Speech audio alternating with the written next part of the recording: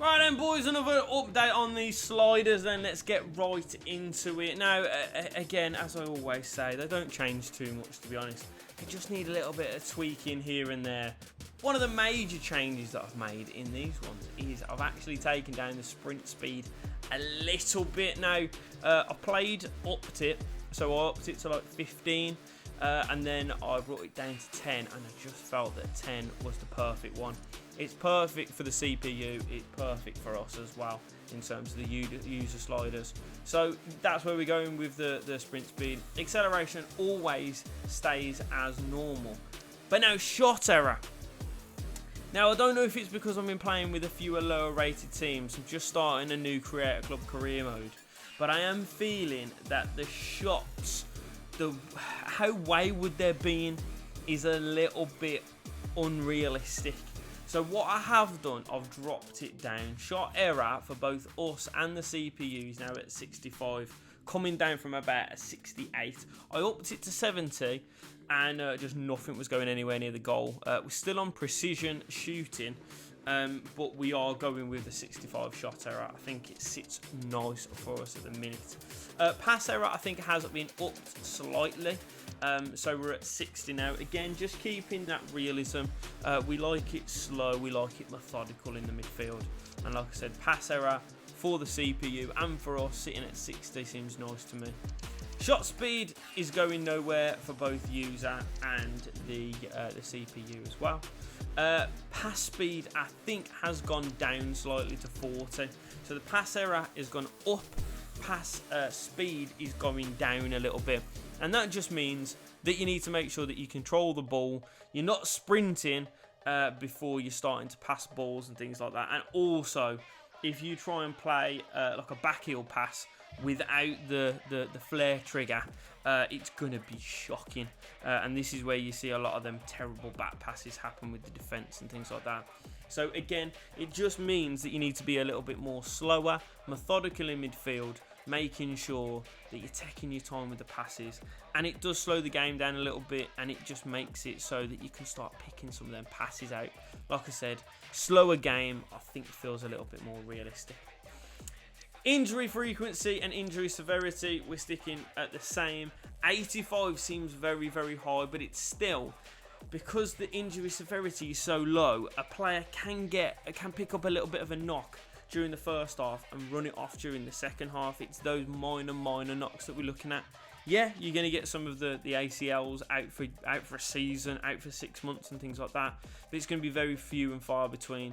The most common ones you're going to be getting, little strains, little sprains, maybe twisted ankle here and there, but they do tend to run them off during the game. But again, it's one of those things, it's realistic. Not every player plays every single minute of football for the whole season. You have to rest, you have to rotate, and I think those injuries do give you the ability. It almost forces you to start rotating your team a little bit, so which I think is important. Now, as we come down to goalkeeper and ability, I've done this for both the CPU and for us, but we're at 60. We're sitting at 60, so we've upped it. We've decreased the shot error, but we've increased the goalkeeper ability. But a lot of the goalkeepers are making saves that they wouldn't generally make in the last set of sliders. But also, when we hit those perfect shots, it was like, yeah, every single one of them is going to fly in. But the shots were few and far between, so these shots are a little bit more realistic. But the goalkeeper ability is also upped to make it a little bit harder to actually score them. Now, the one thing I will say, if you are starting to feel that the shots are more frequent and goalkeeper mistakes are a little bit more frequent as well, I have tried that. And to be honest, that might be where I'll go with it. Up in the CPU sliders to 65. But base sliders, I think we'll go with 60. But I'm going to test it out personally in my career mode. I'm going to go with 65 just to see how it goes and just to see how it feels. Now, all the rest of these haven't really changed much in terms of the positioning and the defence side of things. One thing that has changed though is the marking. I've decreased the marking because I've lowered the pass speed and upped the pass error. It is making that midfield feel really congested. which means that our strikers are few and far between getting through the lines. So I have dropped down the marking only by 2, not too much, and you could probably kind of lower it a little bit more. But for us, I think it's feeling quite realistic because the opposition team aren't able to give the little 1-2 passes and things like that. But also, we have to be slower, more methodical, more precise with our passing. And because of that, the marking needs to be decreased a little bit. But again, it's one of those things that are working for me. If you want to up it to 50, I don't think it's going to make too much of a change. But I think 48 is just hitting that sweet spot for me. Run frequency for the user and also for the CPU is going to be at 25. Again, just bringing back the amount of runs that the teammates are making for you.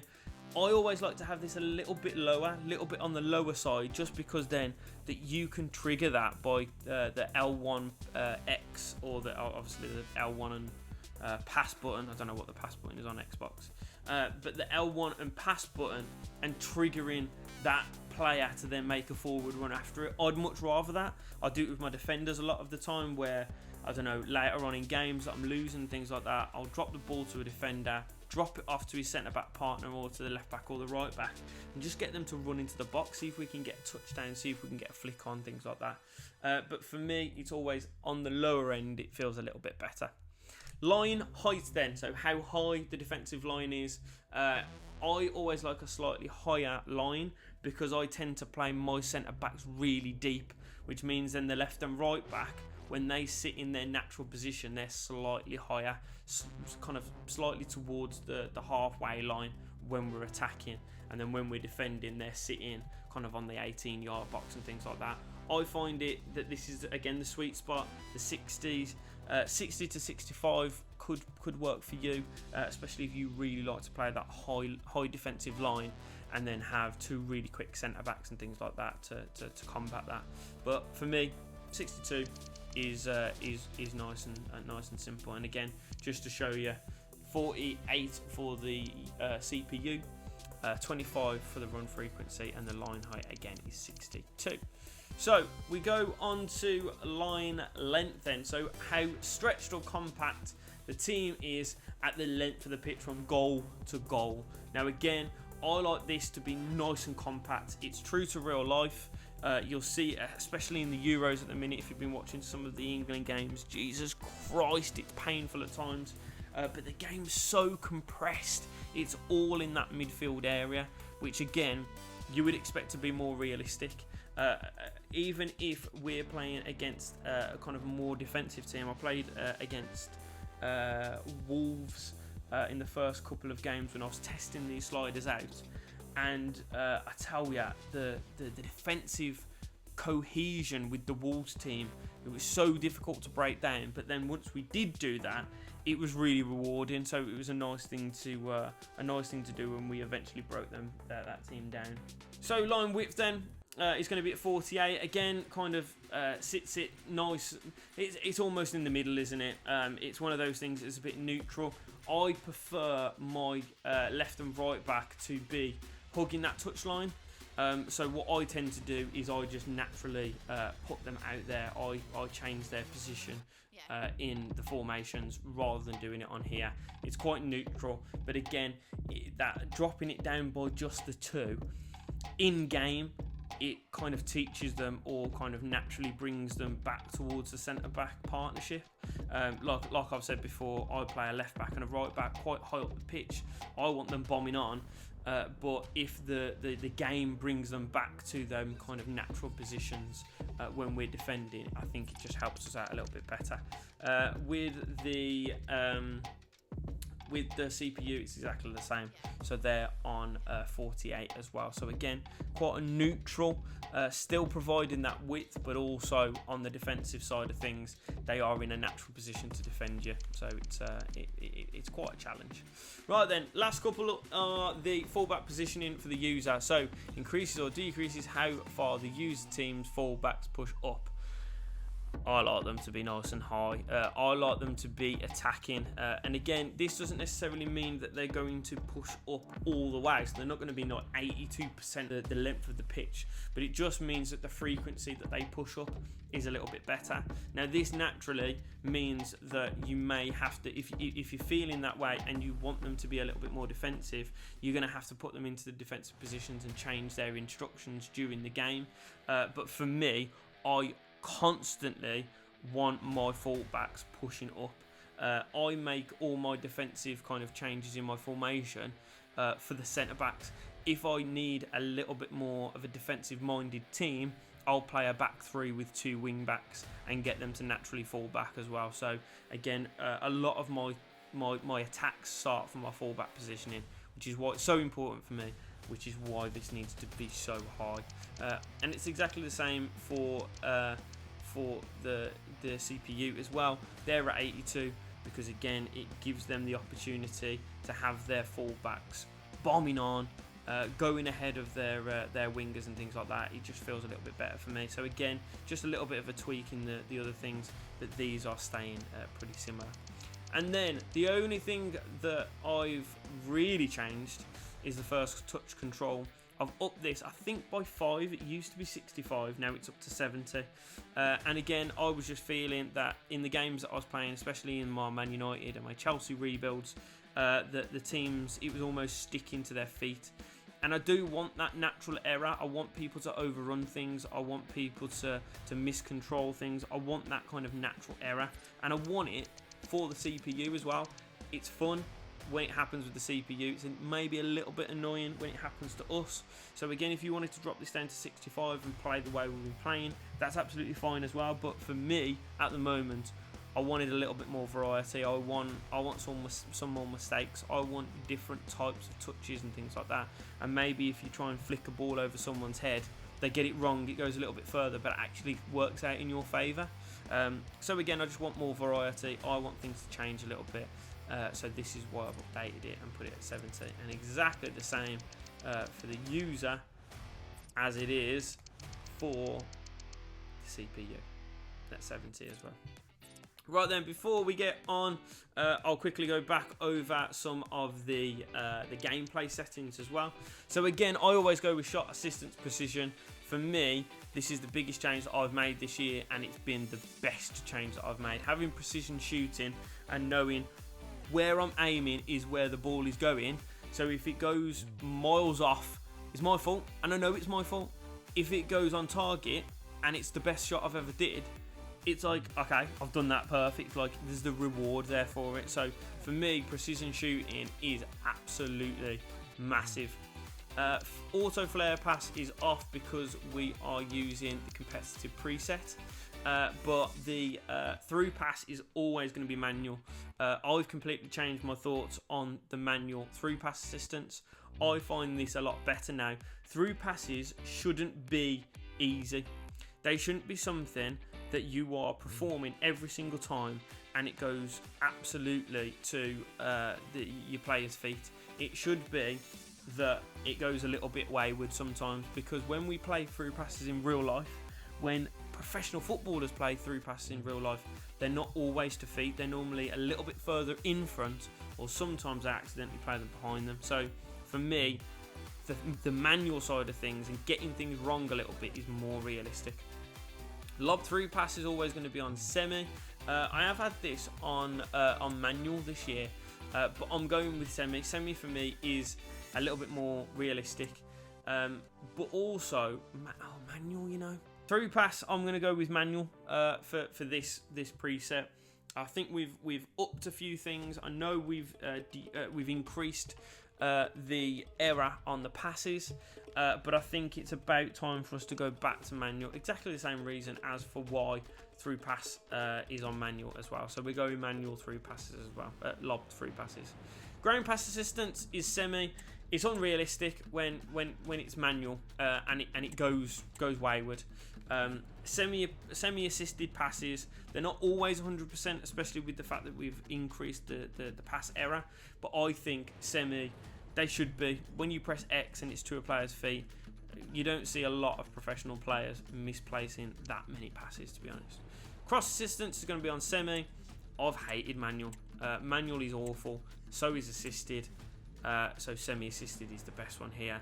If you think I'm wrong, you're wrong. That's about it. Lobbed pass assistance, always manual. I have people come to me every set of videos. If you've seen some of my Chelsea videos, if you've seen the Man United videos, some of the crossfield passes that I'm producing from our goalkeepers. I know Pico did an unbelievable one. Costa's done some unbelievable ones. I know there was that one with Nico Williams when he put it across to Nkunku in the Champions League, and Cole Palmer with one that people were saying it was De Bruyne-esque. Lob pass assistance should be on manual, and it should stay there.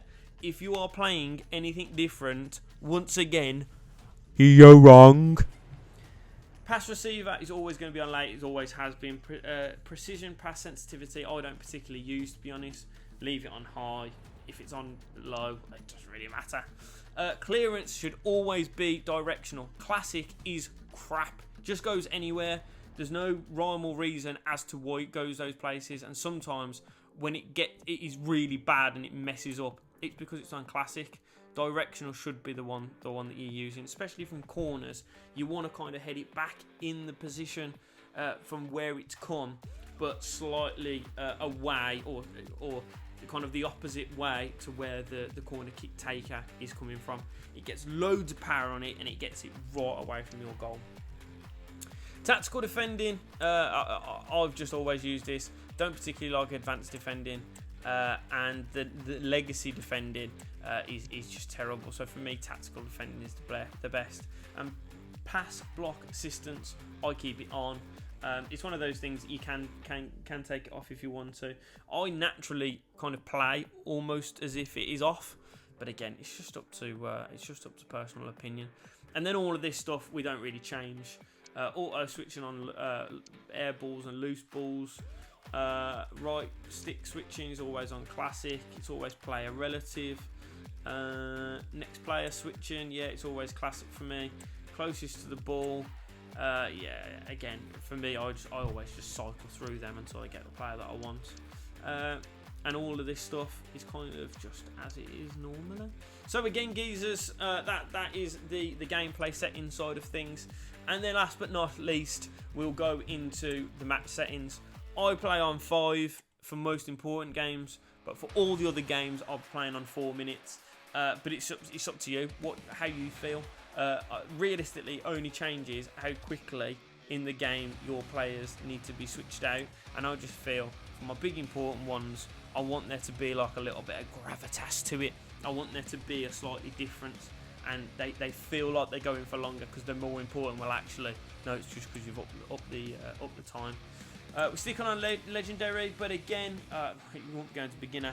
If you can play on ultimate and you can stand it, go for it. I know I've got some ultimate sliders in my videos previously, but for me, legendary but harder is always the best, rather than the AI being on ultimate. It's just ridiculous. And then all of this stuff we kind of leave as normal. Default game speed. This is the one that I've been flirting with a little bit, but I'm just going to leave it off. It doesn't need to happen. Lucas Paqueta rolled me into a bloody spliff in the game that I played against West Ham earlier, and that felt like that was on. But I just don't like the importance on that one person. I always like it to be a bit of a team game, and obviously stats do that for you anyway. But that's about it, geezers.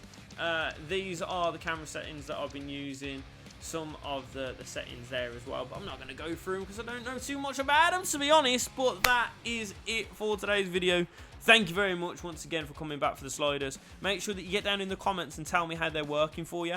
If you think they're crap, tell me. If you think they're amazing, please tell me as well. I love to hear your feedback. I love to know how they're treating you, basically. With all that being said, my geezers, it's much love from me. But before I leave ya, just going to give you a little bit of a sneak peek into what our new creator club's going to be. Stay tuned for that one. I'll see you in a bit, and peace!